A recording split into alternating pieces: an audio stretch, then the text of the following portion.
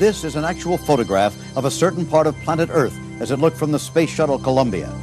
From this distance, it's impossible to believe that one patch of land must inevitably breed creatures superior to those of another patch. Even as the remarkable lens zooms in on one country, then one province, there's not that much to distinguish it from the rest of the world. But periodically, certain points on the globe are singled out for microscopic examination by the chance of history or a scheduled gathering of mankind. This week, the lens focuses on a city that history visited once briefly in this century, then seemed to forget. We're moving through the mountains surrounding Sarajevo, Yugoslavia, where the assassination of an Austro-Hungarian archduke lit the fuse of the First World War, and where this week the athletes of the world are gathered for the 14th Winter Olympic Games. The cold, windswept loneliness of mountains in winter strips mankind of much of his pomp and pretense.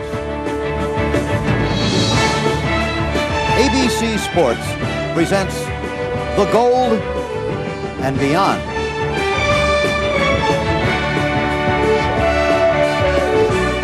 Tonight, we begin our examination of this test of human character and physical abilities, and at the same time have the opportunity to learn something about a city that has been tested by fire and destruction. A city that now tries to move forward and find a new identity by playing host to a world gathering unique to our time. A gathering for the purpose of sport. The 14th Winter Olympic Games. That accompanied the breakup of Yugoslavia. Even in the deepest days of winter, the coast of Yugoslavia is temperate. And so it is somehow incongruous that here is where the flame of the 14th Winter Olympic Games will begin its journey through Yugoslavia.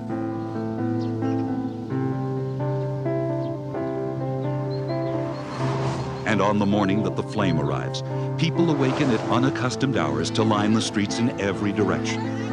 Even in the faces of those too young to apprehend it, there is the sense that something rare and wonderful is passing through their lives.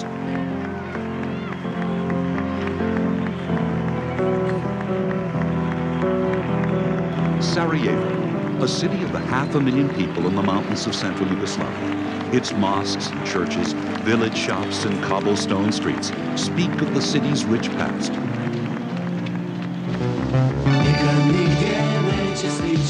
But in other parts of the city, another story is told. Skyscrapers and office buildings, luxury apartment dwellings, modern highways, fashionable shopping centers, and university surroundings create a city that is alive with possibilities.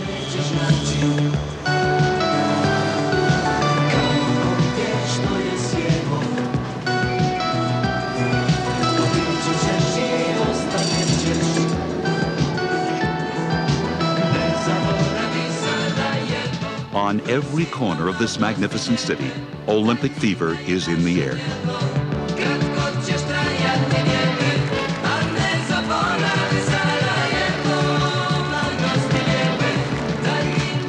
As runners carry the flame through Yugoslavia's cities and towns, Sarajevo is brimming with last-minute preparations.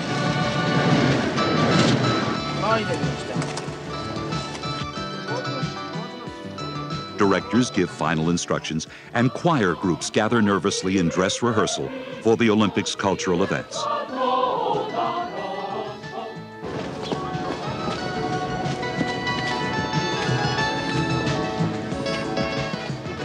Even as the torch moves closer to Sarajevo, so are the athletes arriving, each filled with his own thoughts of what the games will bring and how their lives will change.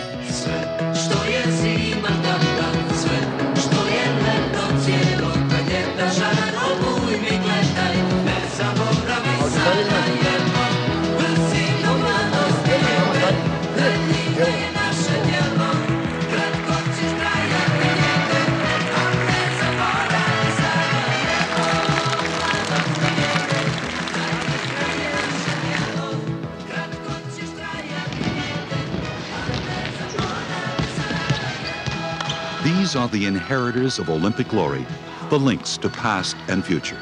They will show their finest talents in the spirit of fair play.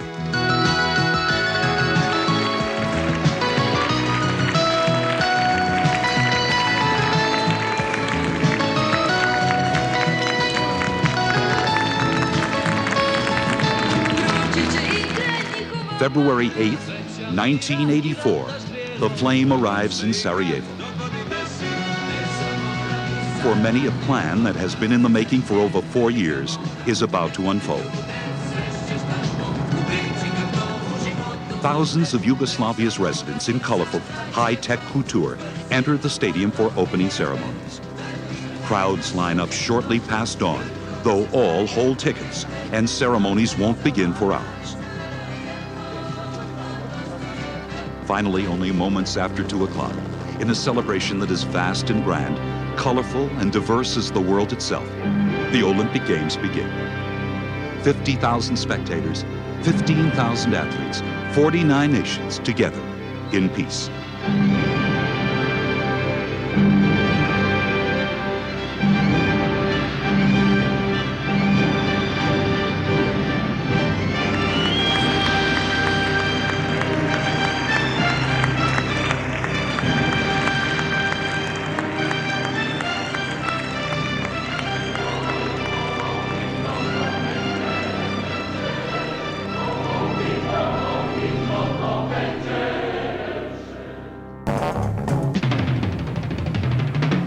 Yugoslavia! Yugoslavia.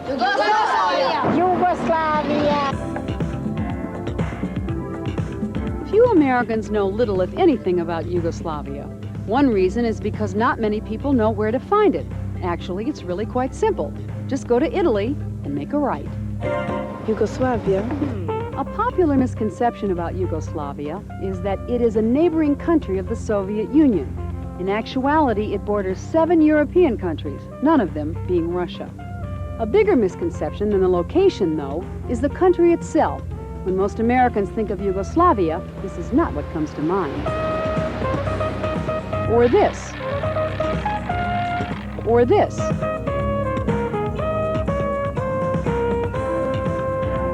Or even this. We often think of a bleak, dreary, iron-curtained country, inhabited by peasants clad in nothing but bleak, dreary babushkas, which may be the case if this is your idea of a babushka. Swimwear.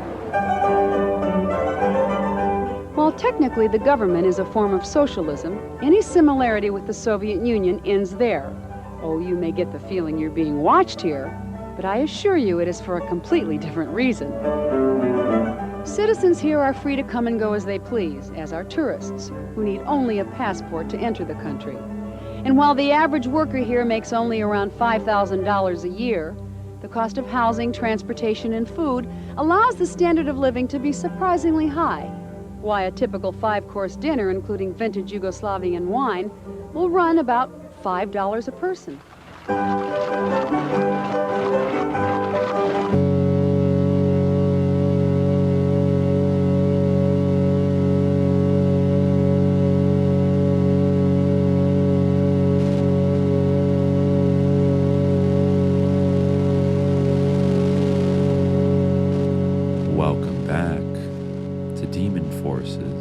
Chapter 6, Part 1. I'm your host, Dimitri, and today we're finally resuming the Demon Forces saga after an absence of about 11 months.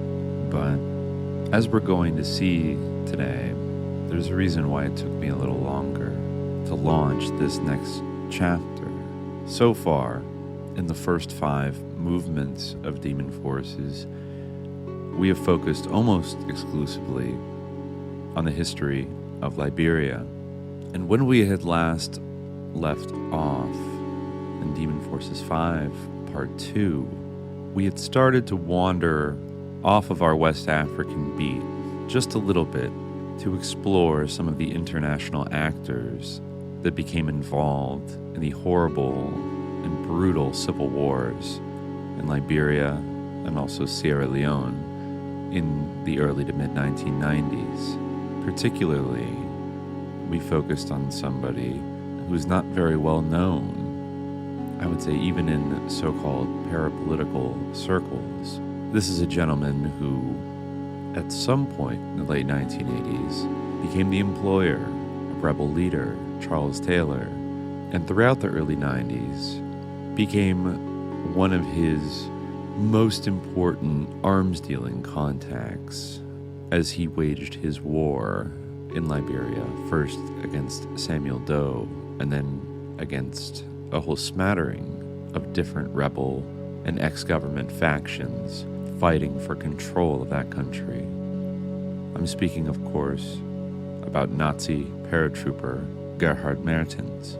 And as I mentioned at the end of that last episode, details about the relationship between Charles Taylor and Gerhard Mertens are murky, to say the least.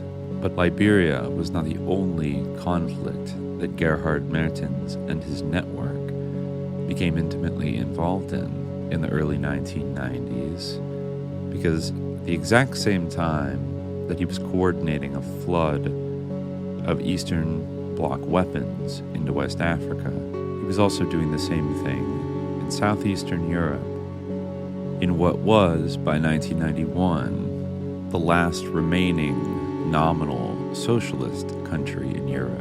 I am speaking, of course, about the Socialist Federal Republic of Yugoslavia, a country that, perhaps not coincidentally, Gerhard Mertens invaded as a Nazi paratrooper in the spring of 1941. I went so far as to say that these activities in the early 90s were Gerhard Mertens' last crusade as a dyed-in-the-wool Nazi operative for his entire life.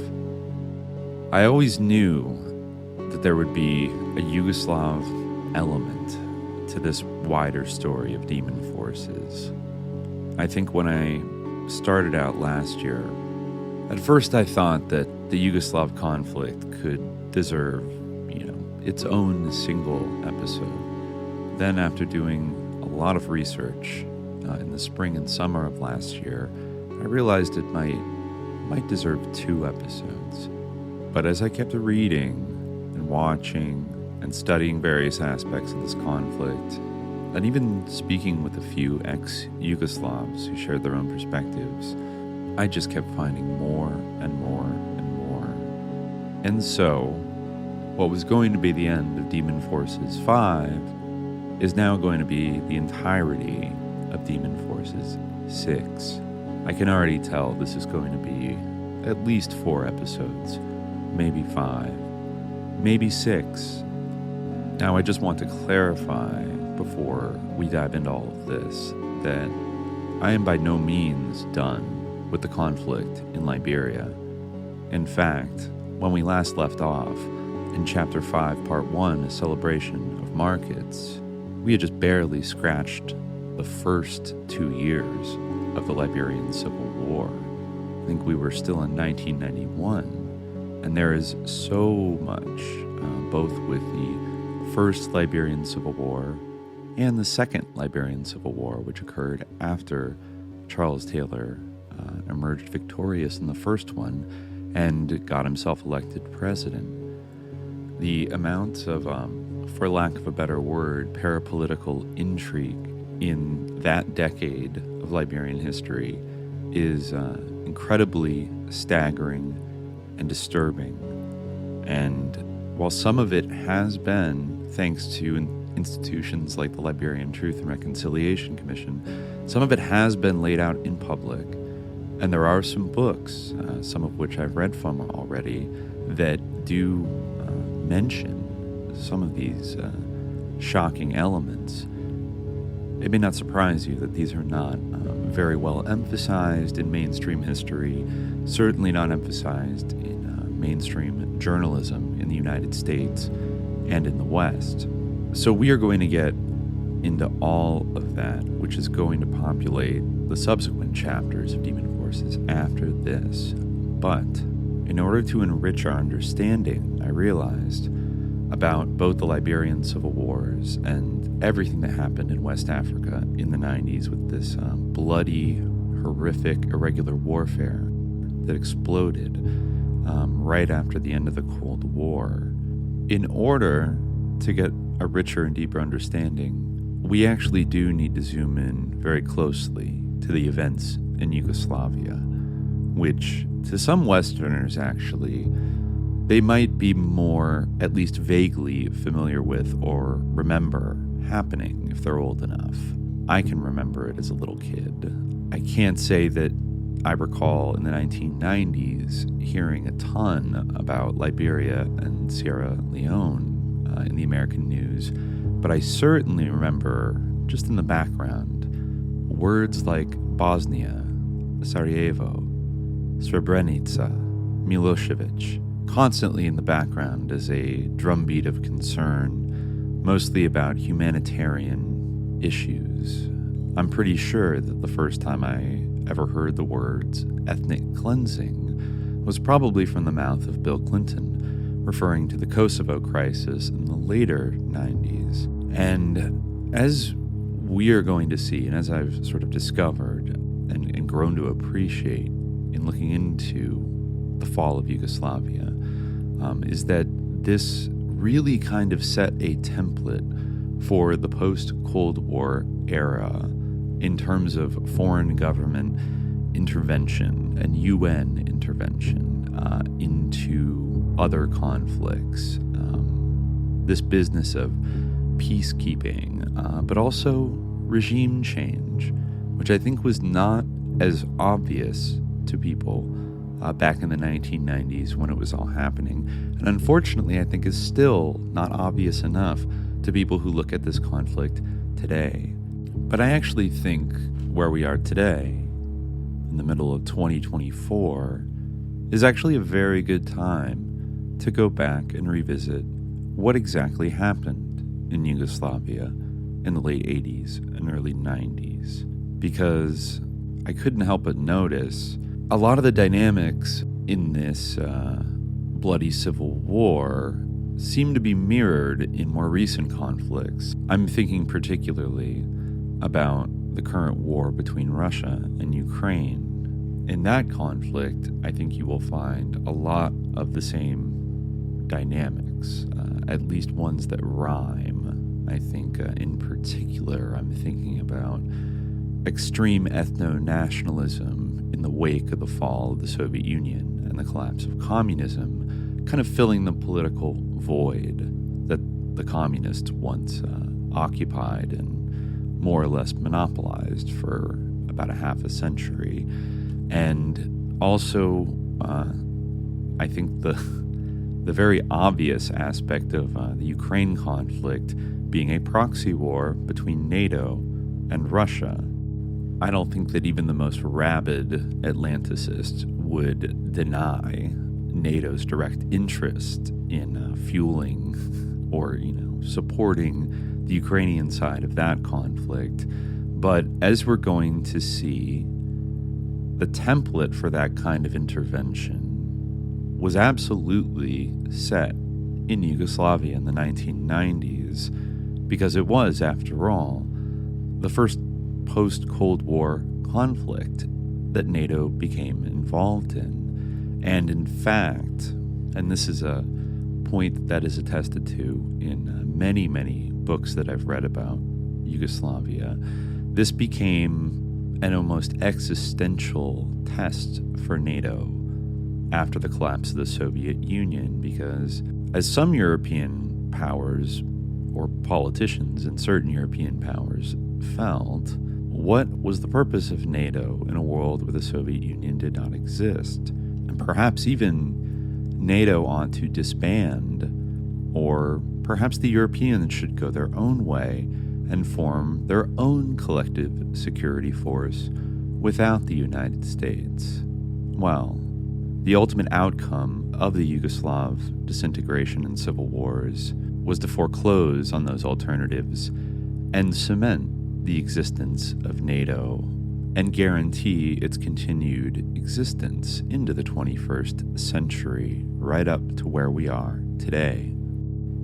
I took a lot of time planning out my attack in this series of episodes of where to start, what to focus on, because like Liberia, this conflict is so complex that I honestly could spend probably 20 episodes, doing a real Palestine tier deep dive into the entire history of the Balkan region going back hundreds of years.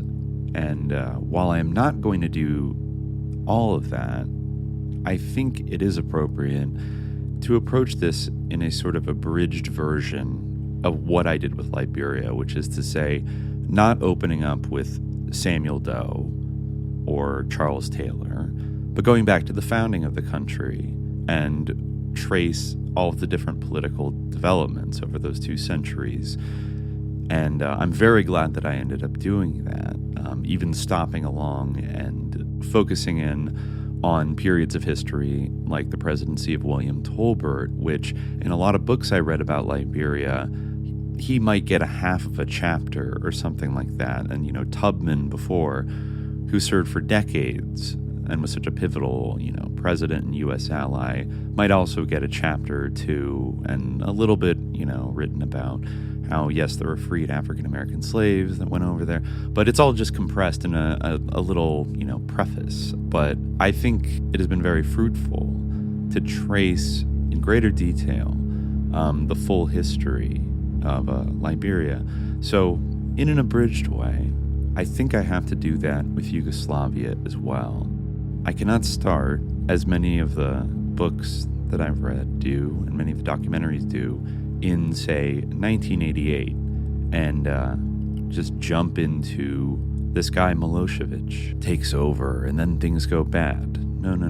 In fact, that's why you heard what you heard in the intro to this episode. And if you watch the supplemental videos that I've released over the last year, you will have seen some of that video content. Or if you were at the first Noated LA show, you heard me kind of narrate over it a little bit.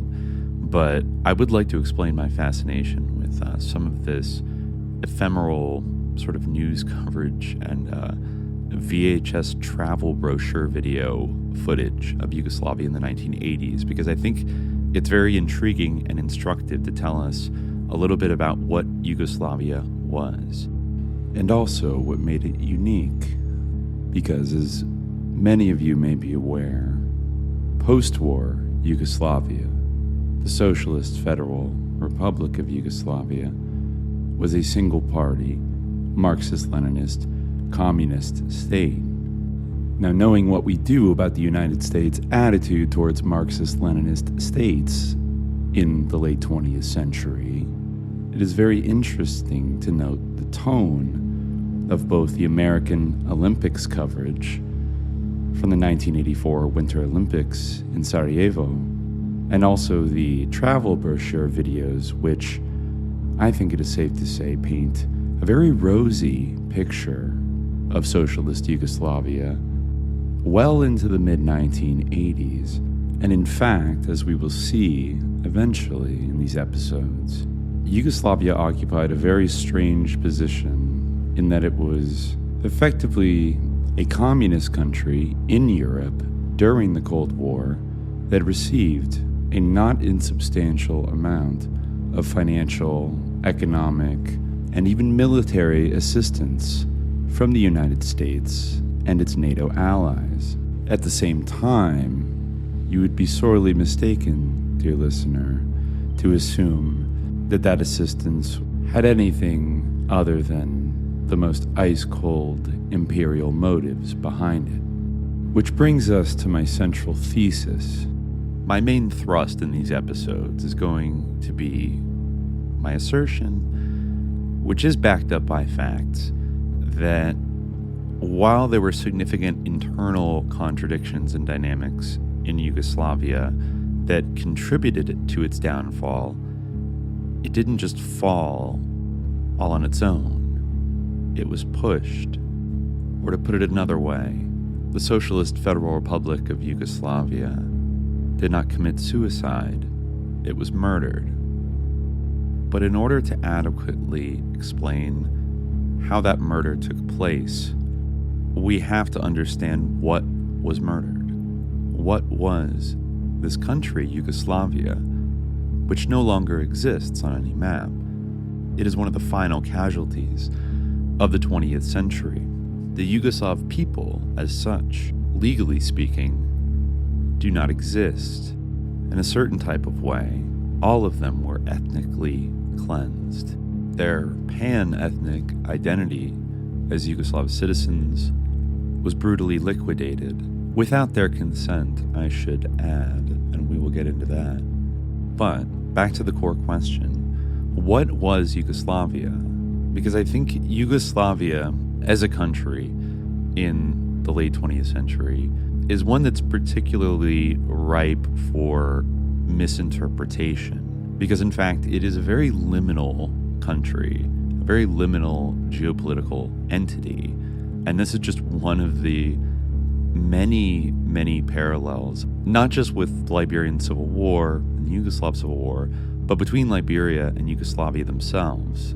Namely, their in-between and non-aligned positionality in the Cold War, which would have very deadly consequences for both countries when the Cold War ended. Now, in Yugoslavia's case, it's sort of, perhaps you could say, the left-wing mirror of Liberia, because Liberia, of course, despite its activities in the non-aligned movement and some of the positions of President Tolbert, was always a staunch U.S. ally, and particularly of its military and intelligence services in West Africa, right? We've gone over that quite a bit. Yugoslavia is actually a little more complicated. At first glance, it actually looks maybe to be sort of the left-wing side of that, in that it was a communist country, a Marxist-Leninist country, but crucially, one that was not in the Warsaw Pact and was not formally aligned with the Soviet Union in the way that the other Eastern European countries were. Now, the reasons for that are very complex and intriguing and fascinating, but there's an extra wrinkle on top of that. Because Yugoslavia, as the one non-aligned communist country in Eastern Europe, actually cultivated rather close relationships with capitalist countries, and perhaps, surprisingly above all, the United States. So even though at first glance, it would appear that Liberia and Yugoslavia might be very different, geopolitically and ideologically speaking, both received quite heavy U.S. assistance throughout the Cold War for their very own particular reasons. And I think those reasons are really worth zooming in on, because they are not unrelated to the factors that would destabilize Yugoslavia at the very end of the Cold War. And I think in Demon Forces 4 and 5, we read a lot of State Department recollections about the shift in policy during the first Bush administration towards Liberia, and this sort of ominous moment where people realized, I think actually it may have been future CIA Director Bob Gates who announced at one of the NSC meetings that the special relationship between the United States and Liberia does not apply anymore. It is irrelevant. We are going to treat them like any other country. Well, something very similar happened with the United States and Yugoslavia around the exact same time with the exact same administration. So naturally, I dug into as many State Department oral histories as I could find about people who had served in Yugoslavia and their perspective, particularly on the 1980s. And I found a whole lot of interesting things, including heavy involvement from some characters that have already popped up in the Liberian context, perhaps none more significant than Deputy Secretary of State Larry Eagleburger, who I think I mentioned before in passing, was a fluent speaker of Serbo-Croat, and in fact was a Yugoslav hand who had served in the embassy in Belgrade for a time alongside future National Security Advisor Brent Scowcroft, and in fact under Jimmy Carter was the U.S. ambassador to Yugoslavia in the late 1970s. So you might think that having such a Yugoslav expert heavy hitter in the first Bush administration and the National Security Advisor, having spent several years as an Air Force attaché in socialist Yugoslavia in the 60s, that you couldn't really ask for a more competent team to perhaps intervene and prevent a bloody collapse. But as is evidenced by the historical record, that is not what they did. But as much as I want to jump right in and start talking about sus Larry Eagleburger and the Bush administration's activities and the fall of communism in Europe, I do feel we have to answer the question first of what really was Yugoslavia.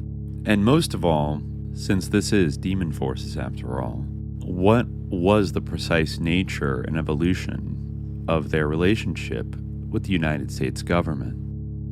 In one of the State Department oral histories, I forget which official said this, but I actually saw several people reiterate this general sort of joke that whenever they would talk to a Yugoslav official, whether it be a Serb or a Croat, in the early 90s when these problems between the republics were developing, a lot of these State Department officials would complain about the history lectures they would receive from these various Yugoslav officials. I think the instance was, you're talking to a Serb official and he says, well, hold on, before we get into this, I just want to give you a brief history and background so you can understand this conflict. And they said, okay. And then he says, all right, so in 1389, the Battle of Kosovo happened, and then they launch into a 2-hour monologue about going from medieval history and the Ottoman Empire, the Austro-Hungarian Empire, and all these things that to some of these State Department people just made their eyes glaze over, because we Americans, as such a young country, sometimes don't fully appreciate truly deep history like that of people that have been living in a certain place for 1,000 years or more. So I'm not going to give you the full 8-hour lecture starting from the 1389 Battle of Kosovo, but we will start in the 20th century, because one interesting thing about Yugoslavia as a nation state is that it was born twice and it was murdered twice. And I think to fully understand the second murder, you really have to go back and look at the first incarnation of Yugoslavia, which was in the interwar period between World War I and World War II. For access to the full-length episode, subscribe to the Demon Forces tier at patreon.com/subliminaljihad.